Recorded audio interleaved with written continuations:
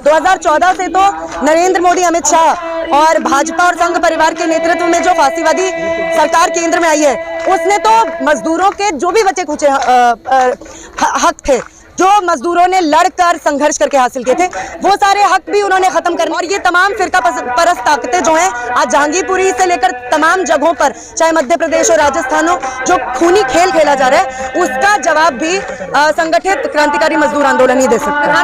और रूस के मजदूरों ने और जर्मनी के मजदूरों ने फासीवादी नाजी पार्टी और हिटलर को नाको चने चबाए थे, तो दिल्ली और इस हिंदुस्तान में मोदी, अमित शाह, संघ परिवार और फासीवादी भाजपा का भी यही हश्र होगा। बताना चाहती हूँ कि इन्होंने सिर्फ हमारी रैली को रोका है, आज तथाकथित बड़ी केंद्रीय ट्रेड यूनियनों की रैली भी निकलने वाली है, जिन रैलीज में कुछ नहीं होते, उनके नेता मंत्री होते हैं, 10-12 मजदूर जो होते हैं वो उनके साथ होते हैं, उनकी रैली को परमिशन नहीं डिनाई होती है। लेकिन जब दिल्ली की क्रांतिकारी ताकतें सड़कों पर उतरती है, जब आंगनवाड़ी सड़कों पर उतरते हैं, आंगनवाड़ी कर्मी सड़कों पर उतरते हैं, तब इनको सारी परमिशन की नौटंकी याद आती है। यानी ये कहने के लिए लोकतंत्र है, ये डंडा तंत्र है, धनतंत्र है, पैसे वालों की तूती बोलती है। और आज हमने देख भी लिया कि किस तरीके से मई दिवस, जो मजदूरों की पहचान को, मजदूरों के अस्मिता को एक बार फिर से रेखांकित करने का, उसको असर्ट करने का दिन है, उस दिन भी इस व्यवस्था के जो असली दांत है, नाखून है, पुलिस, फौज, ये फौज किस तरीके से सामने आती है और मजदूरों के बचे खुचे हक अधिकारों को भी तोड़ने मरोड़ने का काम, उनको कुचलने का काम करती है। तो महिलाएं हैं, ये सारी इकट्ठी हुई है, आप एकदम जिद पे अड़ गए, परमिशन लेटर जो है उसकी बात जो है बता रहे हैं, वो पुलिस फोर्स पूरी जो खड़ी हुई थी हाँ, परमिशन की देखिए कोई जरूरत नहीं होती है, ये सिस्टम ही। परमिशन किस बात की परमिशन? हम इस देश के नागरिक हैं। इन्होंने कहा आप इसलिए नहीं जा सकते हो क्योंकि नई दिल्ली में धारा 144 लगी है। क्यों 144 वहाँ क्यों लगी है? वहाँ कौन से खास लोग रहते हैं जिनकी हिफाजत के लिए इनको 144 लगानी पड़ती है? और साल के 365 दिन 144 लगती है, ये तो सोचने वाली बात है। हम देख सकते हैं कि वैसे भी तमाम चुनावबाज पार्टियां पूंजीपति वर्ग की नुमाइंदगी करने का काम करती है, लेकिन 2014 से तो नरेंद्र मोदी, अमित शाह और भाजपा और संघ परिवार के नेतृत्व में जो फासीवादी सरकार केंद्र में आई है, उसने तो मजदूरों के जो भी बचे खुचे हक थे, जो मजदूरों ने लड़कर संघर्ष करके हासिल किए थे, वो सारे हक भी उन्होंने खत्म करने की कोशिश जारी कर दी। आपको पता ही है कि लेबर लॉज को खत्म करके 4 लेबर कोड्स 1 जुलाई से लागू करने की बात हो रही है, और इसमें सारी राज्य सरकारें भी मिली हुई हैं, चाहे वो कांग्रेस की हो, चाहे किसी और पार्टी की हो। जब मजदूरों, मेहनत कशों की बात आती है, तो इन सारी चुनावबाज पार्टियों का असली रंग भी सामने आ जाता है। तो आज का दिन एक बार फिर से मजदूरों की, मेहनत कशों की, आंगनवाड़ी कर्मियों की एकता को, ताकत को दिखाने का दिन है।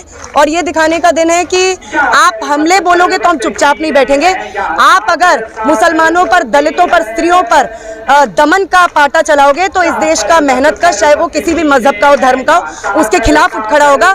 और ये तमाम फिरका परस्त ताकतें जो हैं, आज जहांगीरपुरी से लेकर तमाम जगहों पर, चाहे मध्य प्रदेश और राजस्थान हो, जो खूनी खेल खेला जा रहा है, उसका जवाब भी संगठित क्रांतिकारी मजदूर आंदोलन ही दे सकता है। प्रधानमंत्री अपने शब्दों के जरिए सराहना करते नजर आते हैं आंगनबाड़ी कर्मचारियों की, कहते हैं कि उनकी वजह से हम कोरोना से लड़ पाए। क्या इतना काफी है?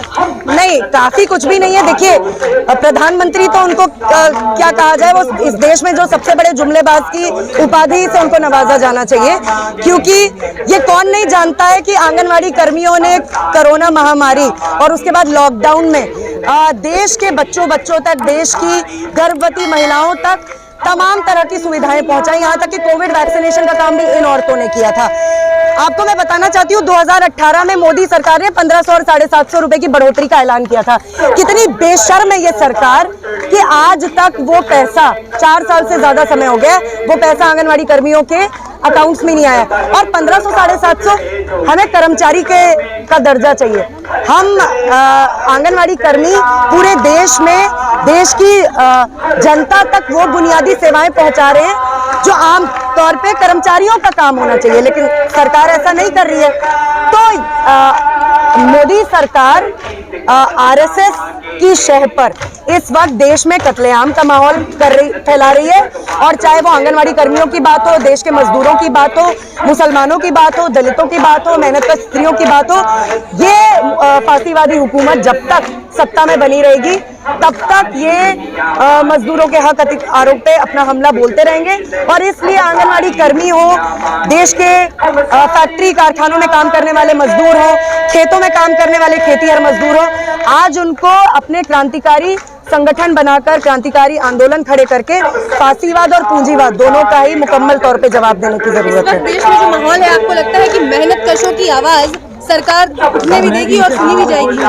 देखिए, इनके पास कोई चारा नहीं है। हमने अभी पिछले दिनों में देखा 31 जनवरी से 9 मार्च तक दिल्ली में Delhi state anganwadi workers and helpers union के नेतृत्व में आंगनवाड़ी कर्मियों की 38 दिन की जबरदस्त जुझारू स्ट्राइक चली, जिसको रोकने के लिए केंद्र सरकार और दिल्ली सरकार को एस्मा जैसे काले कानून का इस्तेमाल करना पड़ा।